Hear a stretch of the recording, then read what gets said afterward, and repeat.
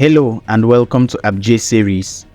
According to Wikipedia, anti-Igbo sentiment, also known as Igbophobia, encompasses a range of negative attitudes and feelings towards the Igbo people.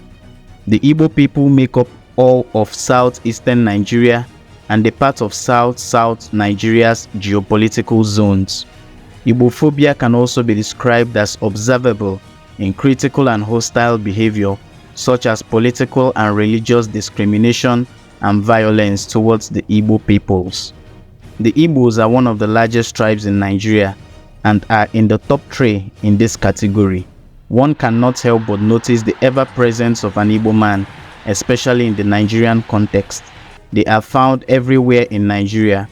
One can notice that they are outstanding in whatever they do and wherever they are found. However, when you think of the Igbo people of Nigeria, what images come to mind?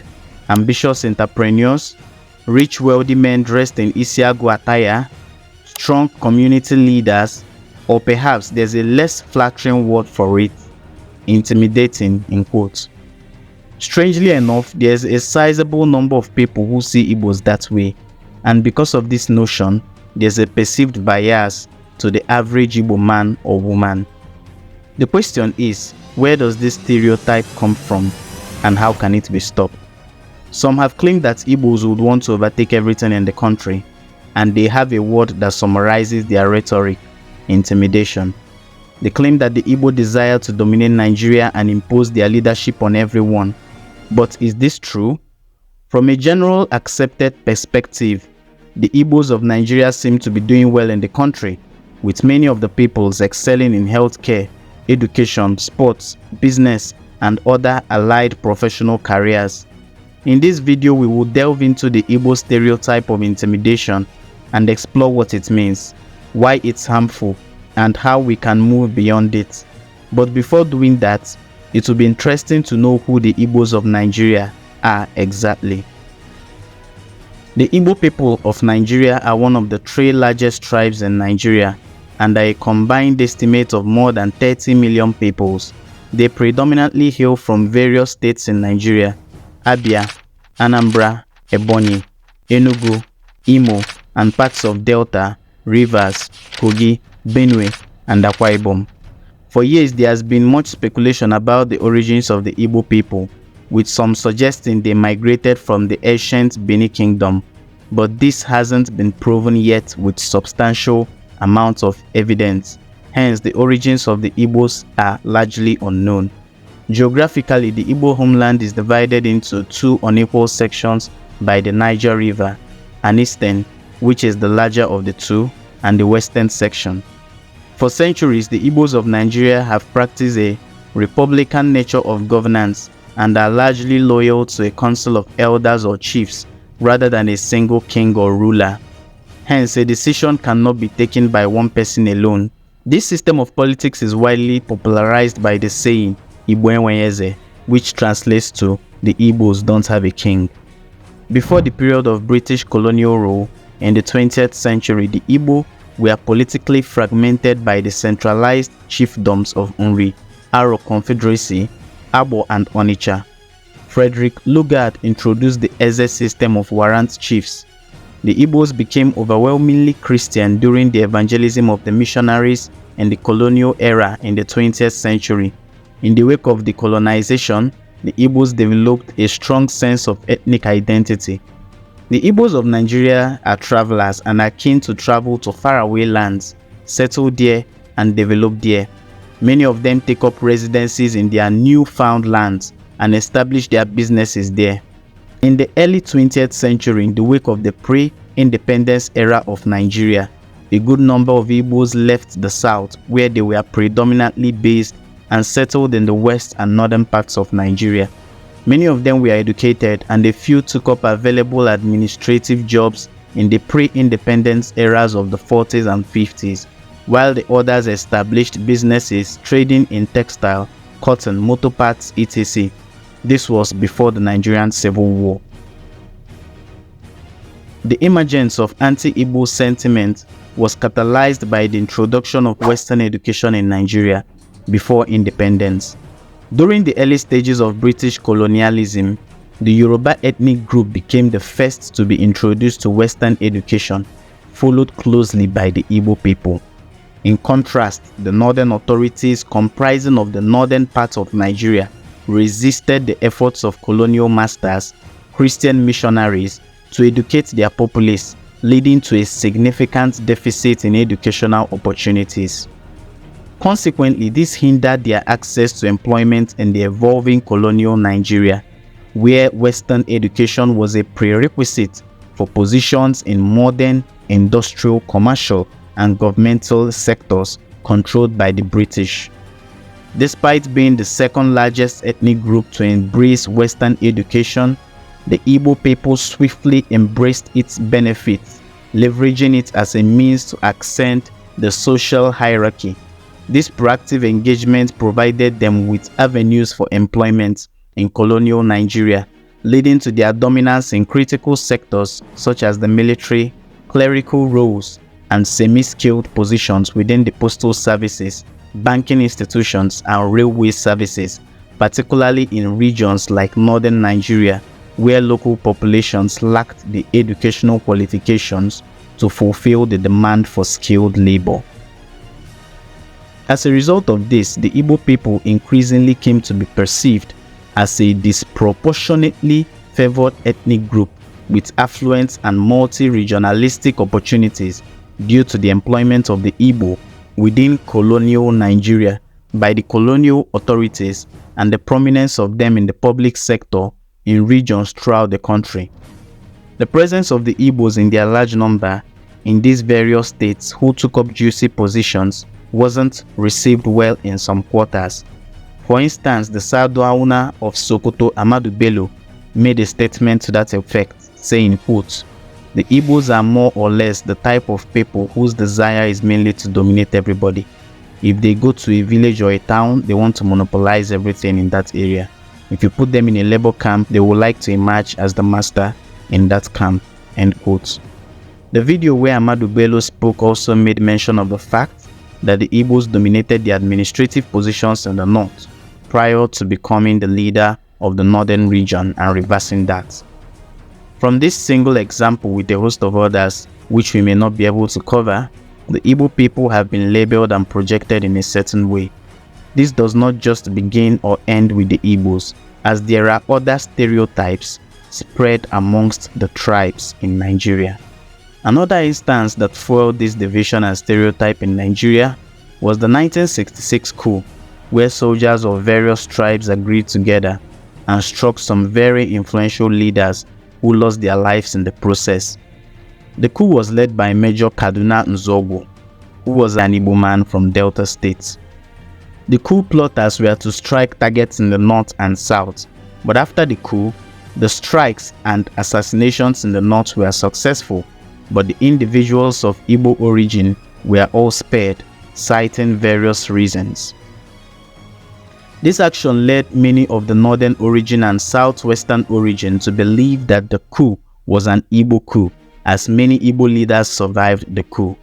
Following this, there was a counter coup where Igbos were targeted and struck down. There was a strong ethnic division in the country, with various peace deals falling through as a result of this. Following the years after the Nigerian independence of 1960, there was a palpable ethnic tension in the air, and fueling this tension was a general suspicion among the various ethnic groups in the country about one another. As these tensions rose, the southern part of Nigeria, with the exception of the southwestern part of the country, seceded from Nigeria in 1967. The region, which was predominantly of the Igbo tribe, seceded from Nigeria and attempted to establish a new independent country called Biafra, triggering the Nigerian Civil War of 1967 to 1970. Millions of Biafran civilians died from starvation after the Nigerian military formed a blockade around Biafra, an event that international media promoting humanitarian aid for Biafra alleged to be a genocide. Biafra was eventually defeated by Nigeria and reintegrated into the country. The movement for the actualization of the sovereign state of Biafra and the indigenous people of Biafra, two sectarian organizations formed after 1999, continue a non-violent struggle for an independent Igbo state. No doubt, the events surrounding and leading to the Civil War helped shape some stereotypes targeted at the Igbo people of Nigeria.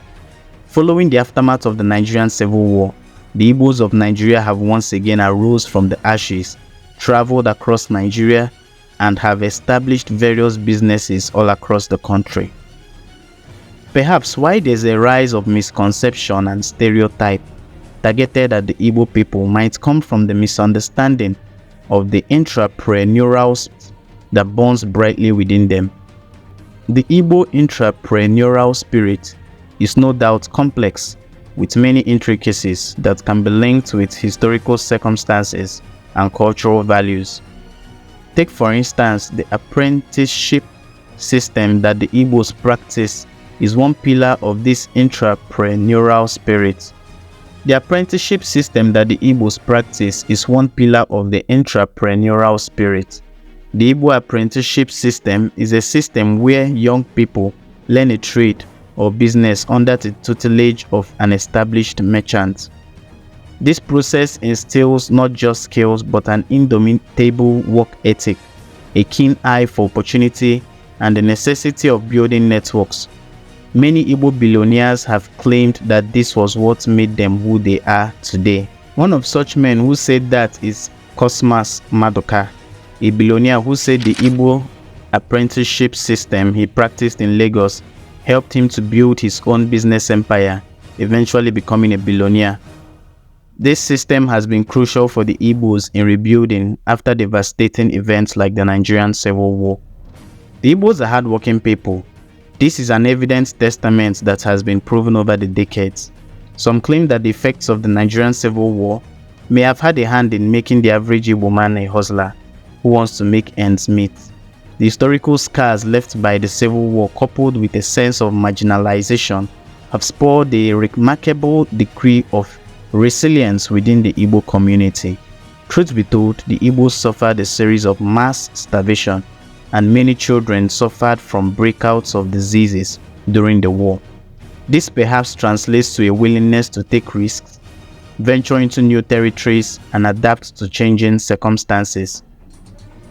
These traits, essential to entrepreneurship, can sadly be misconstrued as aggressive ambition or a disregard for authority.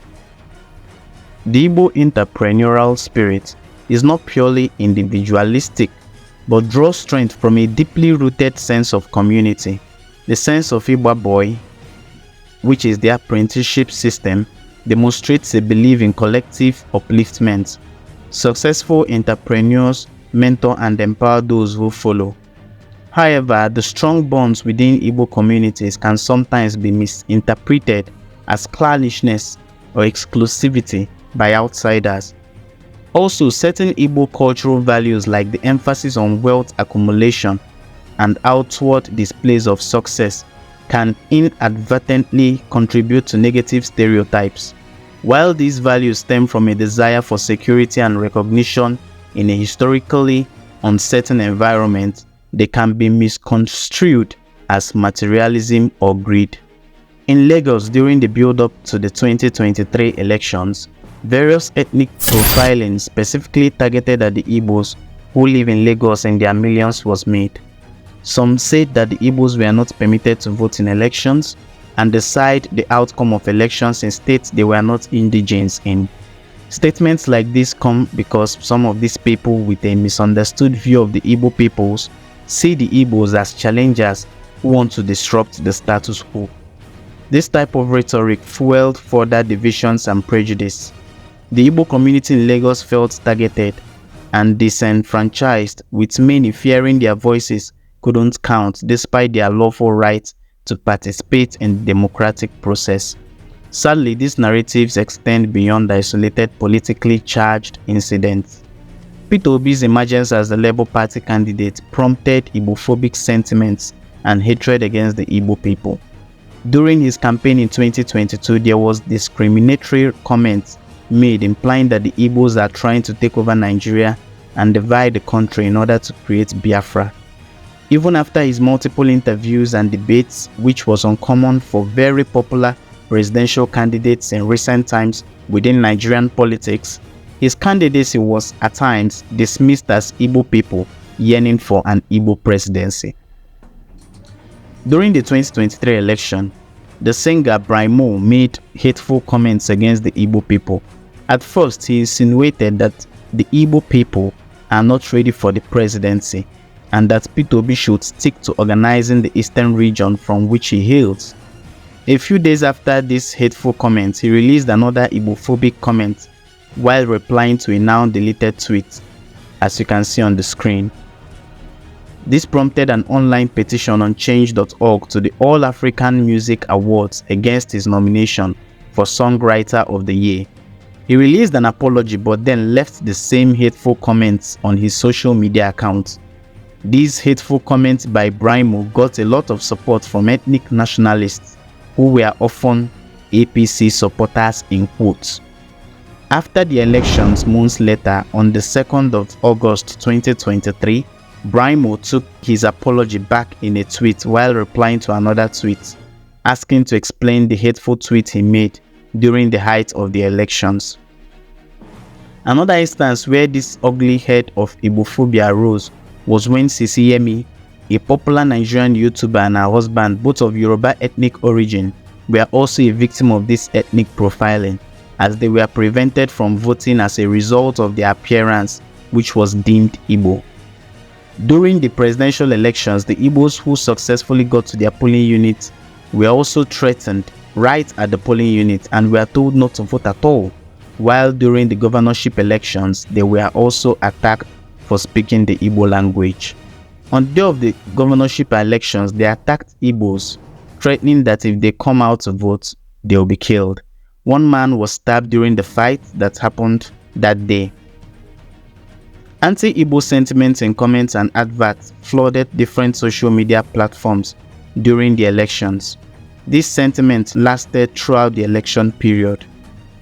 The anti-Igbo sentiment does not just exist physically, but can also be found in the internet. Igbophobia on the internet manifests itself as a form of prejudice and discriminatory rhetoric targeting individuals of Igbo descent, often characterized by hateful speeches, stereotypes, and attitudes. This prejudice can also surface in various ways, from derogatory comments, social media posts, internet memes, and other hateful images that seek to the marginalization of Igbo culture and the peoples. Anti-Igbo sentiments can be seen on different social media platforms and forums such as Nairaland, Twitter now X, Facebook, including news articles or blogs. An instance illustrating Igbophobia within news articles on the internet is found in an opinion piece authored by a professor named Rashid Ojikutu. In the article, he contends that Lagos belongs to the Yoruba people rather than being a no man's land in quotes.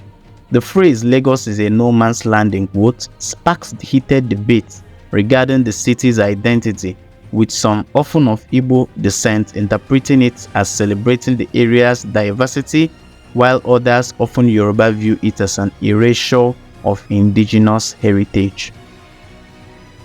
While arguing against Lagos being labeled a no man's land, although subtle, Ojikutu inadvertently perpetuates a stereotypical notion that suggests that the Igbos lack an older, substantial historical legacy of a civilization. During the 2023 general elections, a surge in anti-Igbo sentiment surfaced on social media, constituting a noteworthy instance of Igbophobia online. Given Nigeria's historical ethnic complexities, political circles often harbor such sentiments. However, what distinguished the 2023 election cycle was the utilization of Igbophobia in a campaign advertisement on Nairaland, an online platform.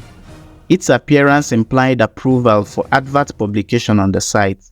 Netizens strongly opposed this act, prompting calls for the ad's removal due to its potential and dangerous risk to people's lives. Eventually, the ad was taken down and the site's owner, Sheun Osewa, issued an apology. Nonetheless, Some social media users remain skeptical, questioning the timing, sincerity, or deliberate acceptance of ethnic bigotry as a recurring theme on the platform. Conclusion: discrimination against Igbo peoples of Nigeria is not new and dates back to the pre-independence eras. Since the dawn of democracy, no man of Igbo origin has been elected president.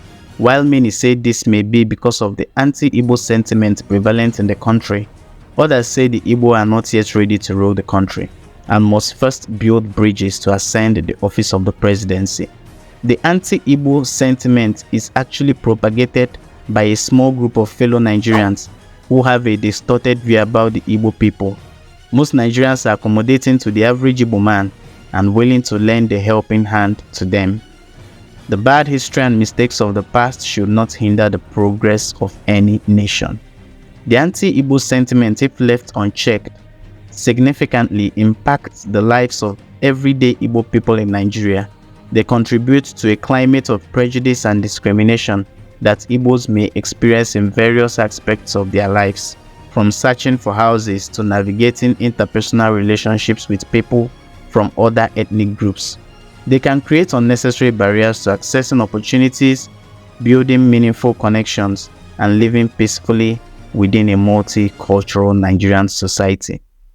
We do hope it never gets to that. Thanks for joining us today. Do not forget to like, share, and subscribe.